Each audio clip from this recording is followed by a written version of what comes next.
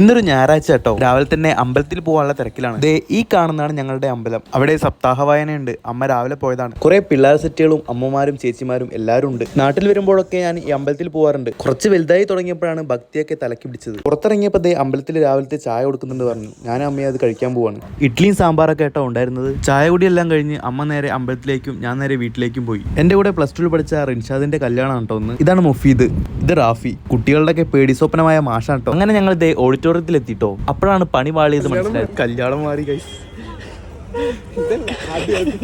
2 auditorium അടുത്തടുത്തായതിനാൽ നമ്മുടെ കല്യാണം മാറിപ്പോയി. അങ്ങനെ ഞങ്ങൾ ദേ ശരിയായ സ്ഥലത്ത് തന്നെ എത്തി. അകത്തേക്ക് ചെന്നപ്പോൾ ദേ എല്ലാവരും അവിടെ ഇരിക്കുന്നുണ്ടായിരുന്നു. എല്ലാവരെയും ഒരുപാട് കാലത്തിന് ശേഷം കാണുകയാണ്. ദേ ഇതാണ് കേട്ടോ നമ്മുടെ ചെക്കനും പെണ്ണും. അങ്ങനെ ഞങ്ങൾ എല്ലാവരും ഫുഡൊക്കെ കഴിച്ച് പുറത്തിറങ്ങി. ഞങ്ങൾ കുറച്ചുപേര് മാത്രമേ ഉണ്ടായിട്ടുള്ളൂ കല്യാണത്തിന്. ബാക്കി എല്ലാവരും ജോലി സംബന്ധമായി പല പല സ്ഥലങ്ങളിലാണ്. ഇനി ബാച്ചിലേഴ്സ് ആയിട്ട് ഞങ്ങൾ കുറച്ച് ആൾക്കാർ മാത്രമേ ഉള്ളൂ. അങ്ങനെ അവിടുന്ന് യാത്രയൊക്കെ പറഞ്ഞിറങ്ങി. അങ്ങനെ ഞങ്ങൾ ദേ വളാഞ്ചേരി എത്തി. ഓരോ സർവത്തൊക്കെ കുടിക്കാന്ന് കരുതി. ഇതുപോലെ ഓരോ പരിപാടികൾ ഉണ്ടാകുമ്പോൾ മാത്രമാണ് ഞങ്ങൾ എല്ലാവരും കണ്ടുമുട്ടുന്നത്. ഇനി നമ്മൾ നേരെ കോഴിക്കോട്ടേക്ക് പോവാണ്. ഇനി അവിടുത്തെ വിശേഷങ്ങളുമായി നാളെ കാണാം.